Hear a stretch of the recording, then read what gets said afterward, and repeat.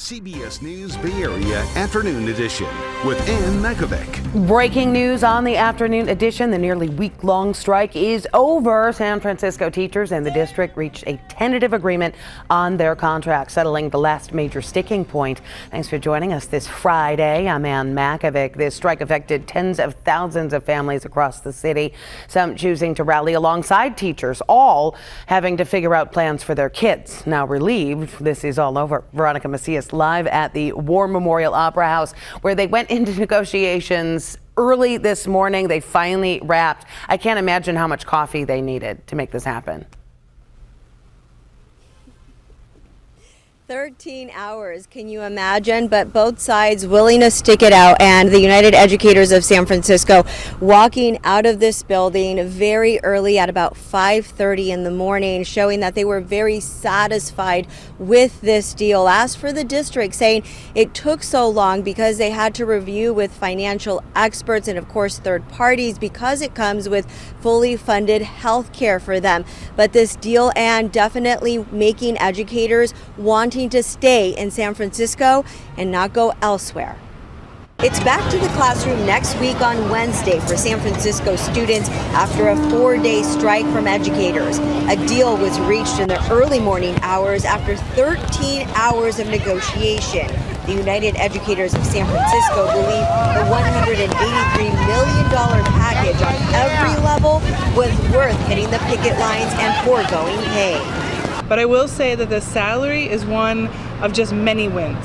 The fact that we will now have fully funded health benefits from employee only to family by 2027 is a historic victory.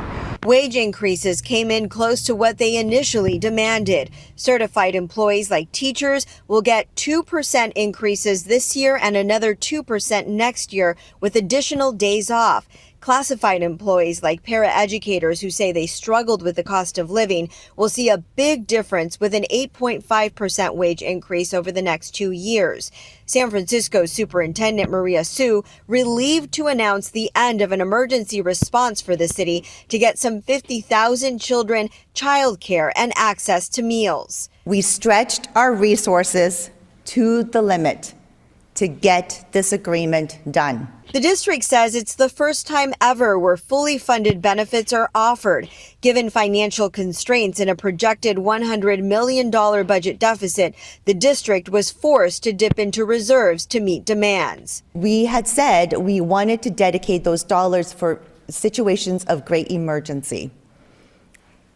And through this process, after consulting with our board, we agreed that we should dip into Fund 17, which is the reserve, to help pay for this tentative agreement. While an agreement has been reached, there is concern of looking at more difficult financial situations down the road and perhaps the possibility of closures and cuts. Yet for now, the union is putting this fight behind them. This fight is over for now.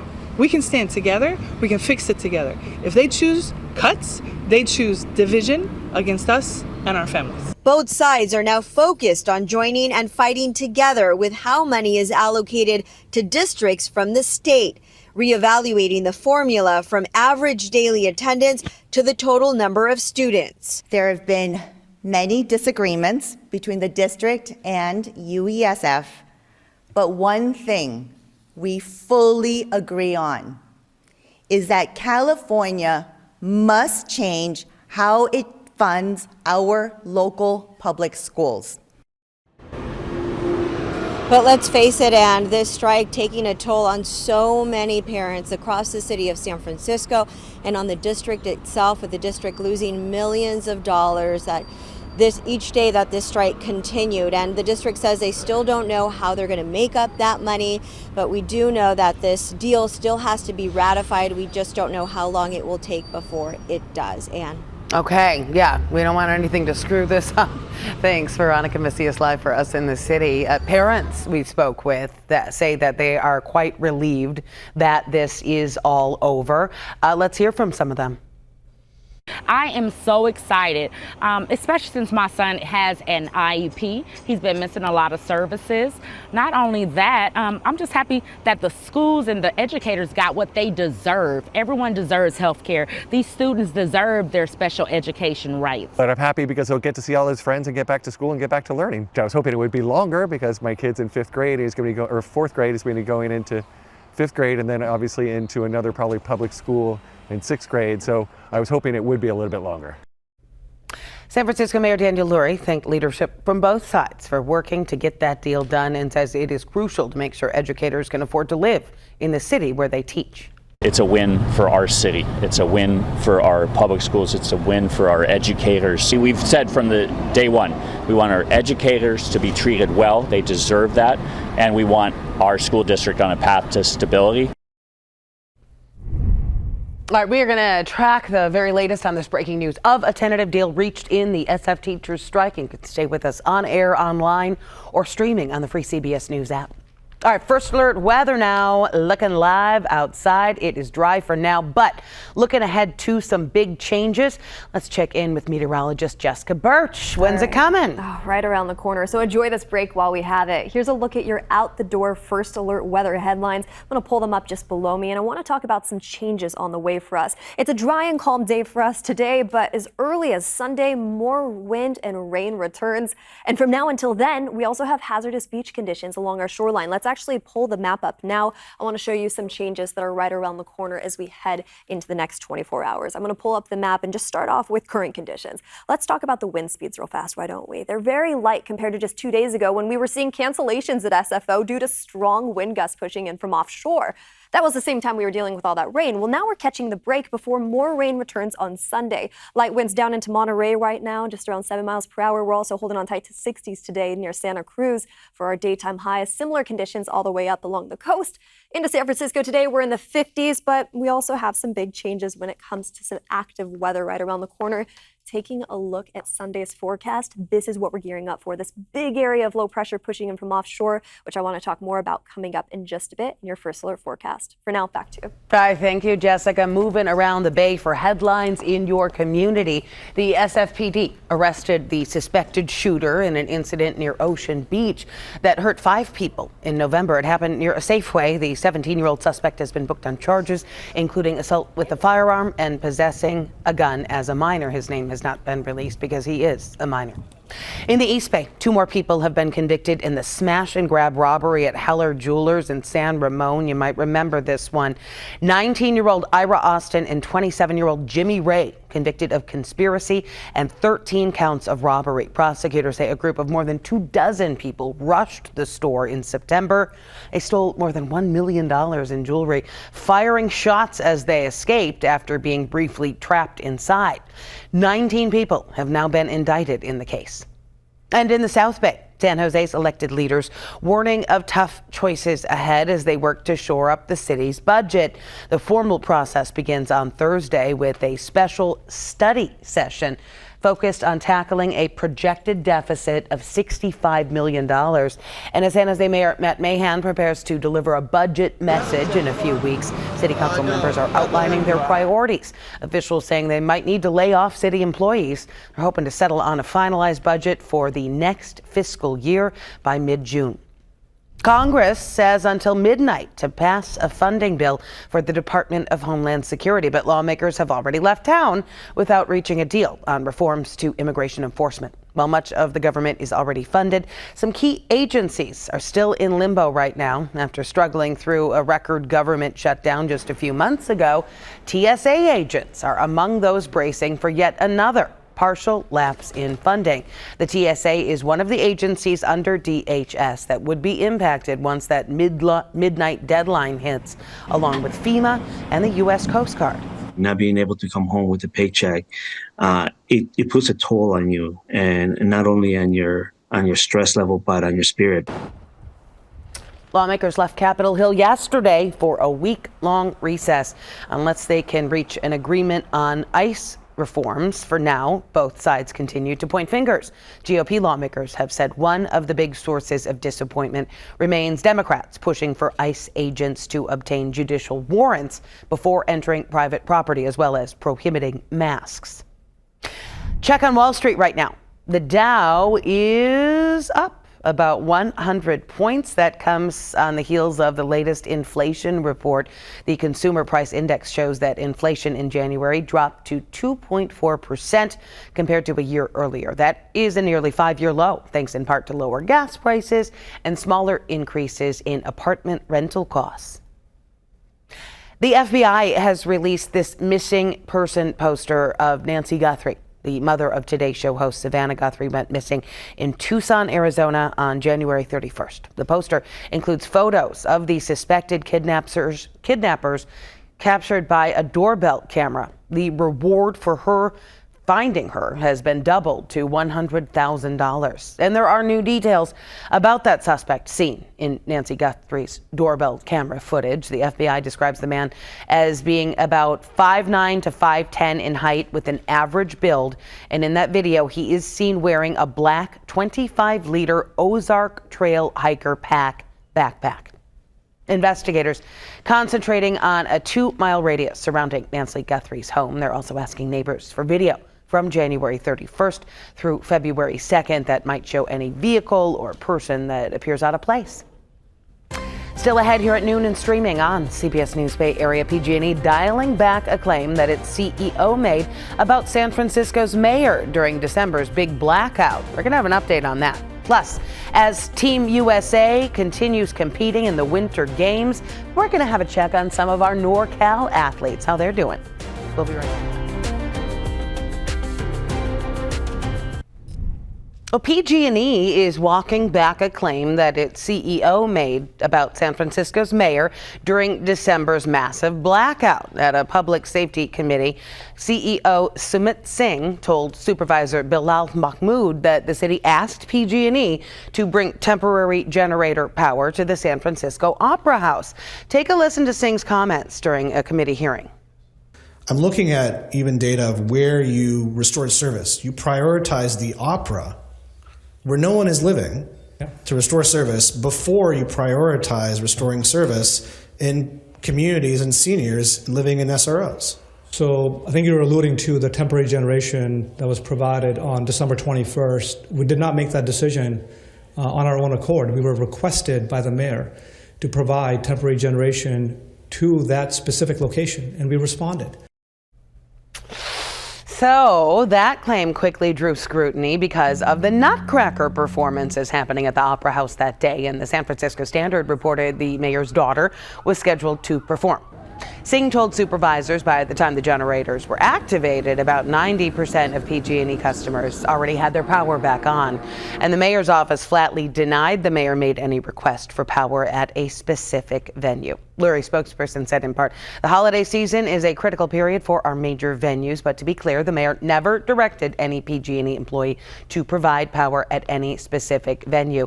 And the San Francisco Ballet did not have PG&E support until after the weekend. PG&E CEO later told the Standard that his remarks were a misunderstanding, saying that he thought there was a specific request, but there was not, and that the misunderstanding happened because of constant communication with Mayor Lurie's office. All right. Back to our first alert weather now, taking a live look outside from our camera in San Jose. Checking back in with meteorologist Jessica Birch. Okay, so most of the weekend, clear-ish. Okay, well, here's the thing. Tomorrow's Valentine's Day, right? That's the most important day. Sunday, forget about it. But Valentine's Day, it is going to be dry until the midnight hour. That's when the showers start rolling in, and then suddenly Sunday, that's when it really starts to get active. Okay. So let's actually talk about that right now. I want to show you the large storm scale first before we even, or the large scale storm, I should say, before we even get to local forecasts. This area of low pressure is going to bring out plenty of moisture from San Diego all the way up into Seattle. We're right in the thick of it, though, with gusty winds around the corner, snow up in the Sierra right around the corner, and plenty of rain back here in the Bay Area. We could see really impressive rainfall totals as early as Saturday morning. This is just Sunday morning, just around 2 a.m. That's when some of those heavier storms start to really push in from offshore. Around 6 a.m., as many of us are starting to wake up, A lot of thunderstorm activity is expected. But from now until then, let's head over to the map because I want to get back to current conditions. You see that live look behind me. This is our live rooftop cam overlooking the Bay Bridge and off into the East Bay. From here in San Francisco, it's mild out there right now. We're talking about light winds continuing to push in from offshore. You see those wind indicators just on the ground alone. Very light in the grand scheme of things. And daytime highs today, they're beautiful. I mean, from Monterey over into Santa Cruz, we're talking about upper 50s and lower 60s, and it's like a copy and paste forecast as you make your way north, closer to San Francisco, Oakland, and then all the way up into Napa too. Low 60s in store for us today in those microclimates. It's actually just a little bit warmer off into the East Bay today in places like Antioch and Concord. But let's take a look at the next 7 days. No matter where you live in the Bay Area, we're going to start cooling down as early as Monday. So that large storm that you just saw that's starting to push in late Saturday night, early Sunday morning, that's going to drop our temperatures. It's going to give us gusty winds right around the corner. And of course, those impactful rainfall totals right around the corner too. I'll have more on that coming up in just a bit. That storm is expected to taper off around mid next week, around Wednesday. And we'll have more on that. But for now, I'm going to send it back over to you, Ann. All right, sounds good. Day 7 of the Winter Olympics underway in Italy, and we are keeping an eye on some of the U.S. wins. 21-year-old figure skating phenom Ilya Malinin is going for another gold medal in the men's singles. His performance is likely to feature the incredibly difficult quad axel jump and a backflip. Yikes, which was legalized in figure skating last season. In snowboarding, Alessandro Barbieri will be taking part in the men's half-pipe finals after finishing 4th in Wednesday's qualifying rounds. CBS News correspondent Kelly O'Grady has more on the earlier winners who are from Northern California. Alyssa Liu has already won a gold in the team event in figure skating. We're expecting her to take the ice next week. She is the reigning world champion and on just one of the most fun comebacks ever to watch. She just goes out there and she's like, okay, cool. You know, I'm here. I love the vibes. Anthony Ponomarenko skating with his partner, Christina Carrera, in that same ice dance event. They had personal bests. You know, this is their first Olympics, so they're the future. That's a name to remember. And then Abby Winterberger, she's from your area. My God, free ski half pipe. She's the youngest athlete at this games for Team USA, just 15 years old. And they are saying she is one to watch for many Olympics to come. So we're excited to see how those Northern California athletes really bring it. And Team USA is facing off against Italy today in the women's ice hockey quarterfinals. Coming up here on CBS News Bay Area, getting your blooms ready for Valentine's Day, the rush at a popular Bay Area flower market. Today, hundreds of couples are taking their marriage vows at San Francisco City Hall ahead of Valentine's Day. Mayor Lurie and the city administrator are leading the ceremonies. The county clerk added more than 200 appointments. They say those slots are likely to be filled quickly. So each couple can invite up to 6 of their closest friends and relatives. A look at the San Francisco flower market this morning. The market is on 16th Street and they're bracing for a real rush today with Valentine's Day and Lunar New Year driving demand. One florist tells us that business has been booming as shoppers hunt for the right bouquet. We have to be ready with the red glass, the traditional flower of the Asian community, and the branches, the blossoms, the queens. I mean, it's been insane. If you still have not bought your sweetie flowers, the market is extending hours tomorrow from 6 a.m. until noon. Still ahead, 2 Bay Area companies teaming up in something pretty low tech for once, how they are solving an issue for the driverless cars. Waymo and DoorDash are partnering up, but not in the way you might think. Waymo is going to pay DoorDash workers to close their robo-taxi's doors that are left open by riders. Well, that's because a Waymo will not move until all of its doors are closed, but apparently one thing it can't do is close its own doors. According to a Reddit post from a Dasher, they were offered $6.25 to drive less than a mile to a Waymo vehicle and just shut its door. After a verified completion, they would get an extra $5. Not a bad deal.